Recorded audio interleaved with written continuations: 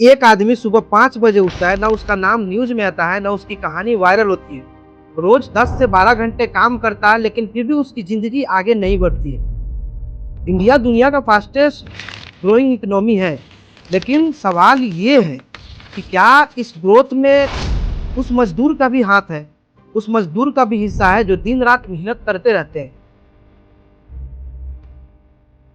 एक देश, एक ही काम, लेकिन सैलरी अलग अलग, जिंदगी अलग। दिल्ली में 18,000, उत्तर प्रदेश में 10,000, बिहार में 8,000। डिफरेंट सिर्फ पैसा का नहीं है, डिफरेंट सर्वाइवल का है। रिस्पेक्ट लेबर, रिस्पेक्ट इंडिया, ये सिर्फ एक स्लोगन नहीं है, ये एक सच है जो हम देखना नहीं चाहते हैं। ये कहानी सिर्फ नोएडा की नहीं है, ये कहानी पूरी इंडिया के है। उत्तर प्रदेश, बिहार, महाराष्ट्र, तमिलनाडु, सभी स्टेट की ये कहानी है। स्टेट बदलते हैं लेकिन प्रॉब्लम नहीं बदलती है। आज के इस एपिसोड में हम देखेंगे कि ये कौन सा सिस्टम है जिसमें सबका सैलरी बढ़ता है बट वर्कर का सैलरी नहीं बढ़ता है। इस एपिसोड में हम ये भी देखेंगे कि स्टेट गवर्नमेंट ने लेबर का वेज कितना रखा है और सेंट्रल गवर्नमेंट ने लेबर का वेज कितना सेट किया है पहले से ही। इसमें सेंट्रल गवर्नमेंट ने लेबर का वेज बहुत ही कम सेट किया है, इसको भी देखेंगे। और लेबर का हालात ऐसा क्यों है, इसको भी देखेंगे।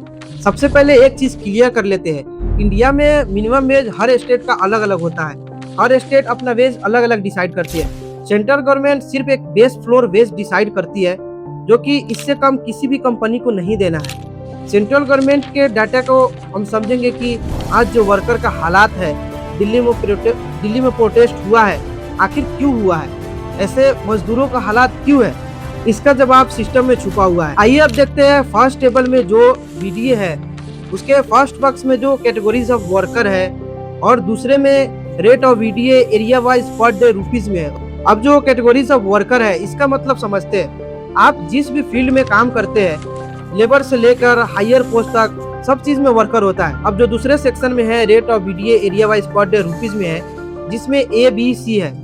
इसका मतलब है आप किस एरिया में रहते हैं, अर्बन में रहते हैं, रूरल में रहते हैं या मेट्रो सिटीज में रहते हैं। अब टेबल नंबर 2 को ध्यान से देखो।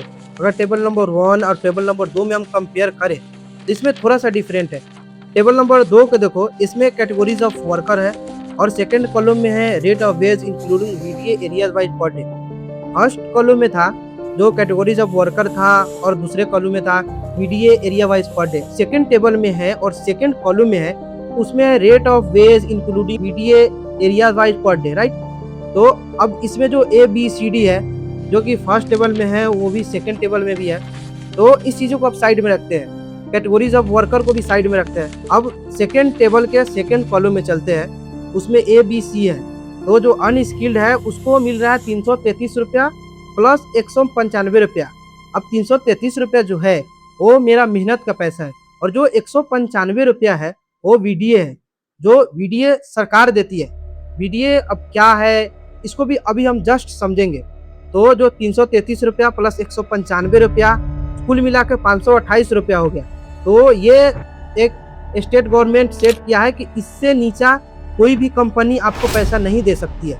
अब टेबल नंबर 1 और टेबल नंबर 2 दोनों को समझ गए, और वीडीए को समझते हैं। देखो, तो वीडीए ये होता है कि सरकार महंगाई को देखते हुए एक फिक्स अमाउंट सेट करती है कि लोग महंगाई में ना दबे, लोग महंगाई में भी सर्वाइव कर पाए।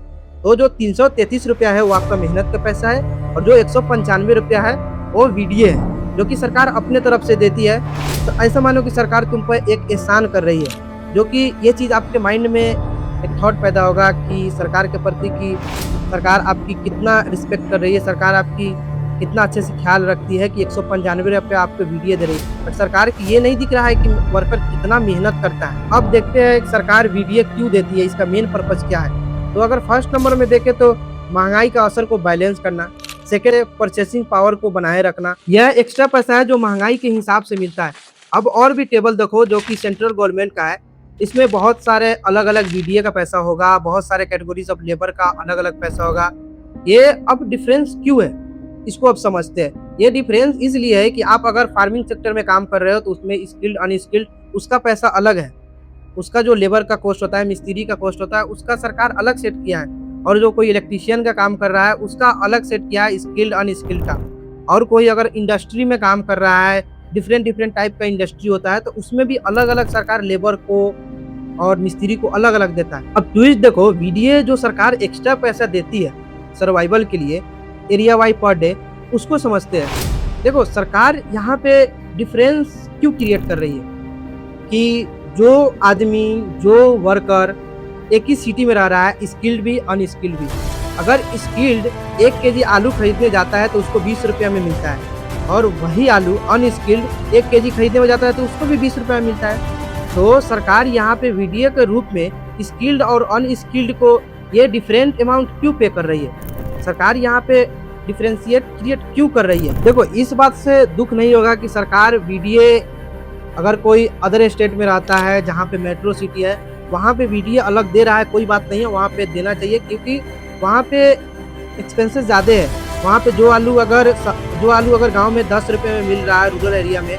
वो अगर मेट्रो सिटी में आप जाओगे तो 20 रुपये मिलेगा ही मिलेगा। तो वहाँ पे वीडीए अगर अलग दे तो चलेगा, बट एक ही घर में रह रहे हैं, इसको 10 रुपये दे रहे हो, आप इसको 20 रुपये दे रहे हो, इस तरीके का डिफरेंट आप क्रिएट नहीं कर सकते हो। लेकिन रियलिटी कुछ और है। हर स्टेट में वेज डिपेंड करता है स्किल लेवल पे, एरिया, अर्बन, रूरल, इंडस्ट्री, यानी मेहनत के हिसाब से पैसा नहीं मिलता है, लोकेशन के हिसाब से पैसा मिलता है। अब ग्राउंड रियलिटी को हम समझे, एक मजदूर जो सुबह उठता है 8 बजे फैक्ट्री पहुंचता है, मशीन चलाता है और उसके साथ उसकी ज़िंदगी भी चलती है, 10 से 12 घंटे काम करता है, कभी ओवर टाइम करता है, कभी बिना ओवर टाइम को शाम को शरीर थक जाता है, लेकिन दिमाग में ये एक सवाल होता है, आज कितना बचेगा? चलो एक सिंपल कैलकुलेशन देखते हैं। Income 12,000, rent 5,000, food 4,000, transport 1,500, family 3,000, total expenses हुआ 13,500, यानी खर्चा इनकम से ज़्यादा हो जा रहा है। ये सिर्फ एक एग्जाम्पल नहीं है, ये लाखों मजदूर की रियलिटी है। बिहार और उत्तर प्रदेश से लाखों मजदूर अपने घर छोड़कर आते हैं, अपनी फैमिली को छोड़कर आते हैं, सिर्फ इस उम्मीद में कि उनकी ज़िंदगी बेहतर होगी। इसमें सबसे ज़्यादा बिहार वाले को दिक्कत होता है। अपने घर से इतने दूर आते हैं, फिर भी जितना काम करते हैं उनको उतना पैसा नहीं दिया जाता है। फैक्ट्री में अगर बम ब्लास्ट होता है, कोई भी ऐसा चीज़ होता है, तो मरते हैं बिहार के लोग। अगर दूसरे जगह पे ब्लास्ट होती है तो मरते हैं बिहार के लोग, रोते हैं बिहार के घर में। अगर फैक्ट्री का हम हिडन ट्रूथ देखें तो चाइल्ड लेबर, अंडर एज वाले से काम कराया जाता है। ये कंपनी में एक आम बात हो गया।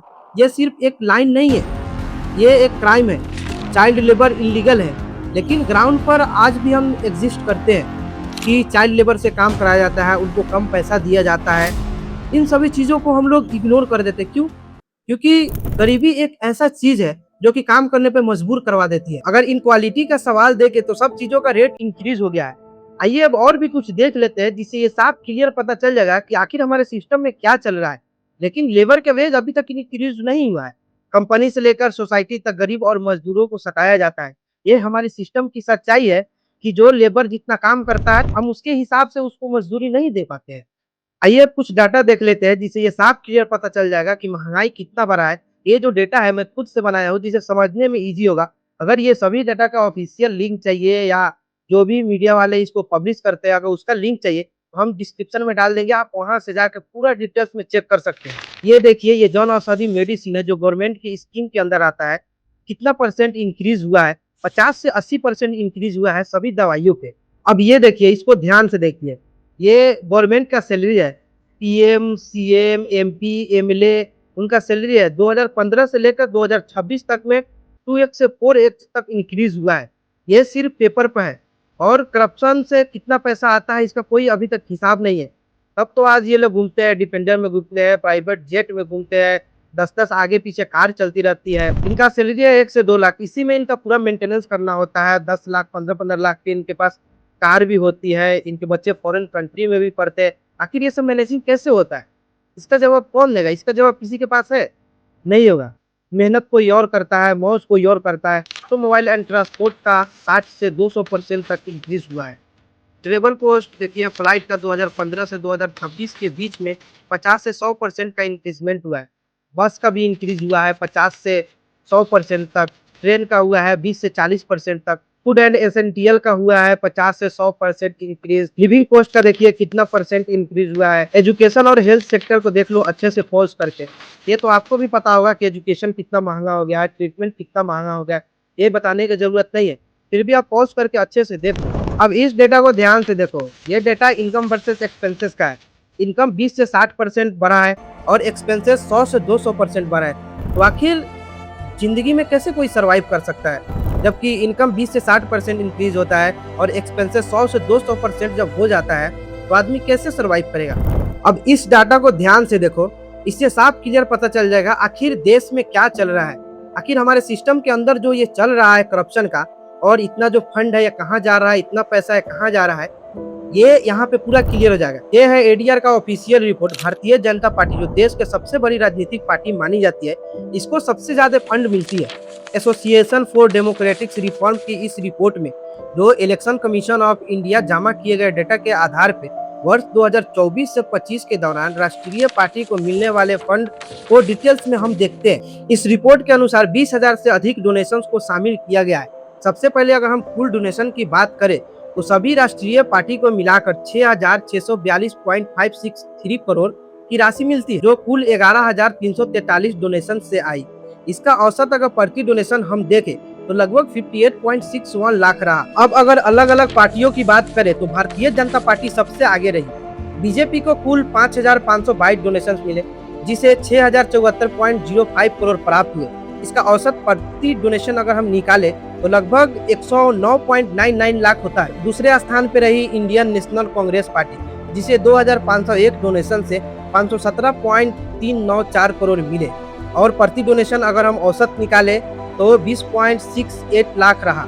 आम आदमी पार्टी को 2,554 डोनेशन से 38.106 करोड़ प्राप्त हुए, जिसका औसत लगभग 1.4 लाख प्रति डोनेशन रहा। अगर कम्युनिस्ट पार्टी को देखें तो 741 डोनेशन आए, जिसे 16.957 करोड़ मिले। औसत अगर निकाले तो 2.28 लाख प्रति डोनेशन आए। और भी बहुत सारे पार्टी है, आप देख सकते हो जिसको डोनेशन मिले, इससे कितना पैसा बना। इसका पूरा हम आपको लिस्ट दे देंगे डिस्क्रिप्शन में, आप निकाल के पूरा पढ़ सकते हो एक एक करके। तो पिछले 19 सालों की तरह इस साल भी 20,000 से ऊपर की कोई डोनेशन प्राप्त नहीं होने की घोषणा की। रिपोर्ट ये भी बताता है कि बीजेपी को मिलने वाली सबसे ज्यादा डोनेशन थी। बाकी जितनी भी पार्टी है उससे सबसे ज्यादा डोनेशन मिली बीजेपी को। बीजेपी के मिले कुल डोनेशन से बाकी सभी राष्ट्रीय पार्टी के कुल डोनेशन से 10 गुने से भी ज्यादा है।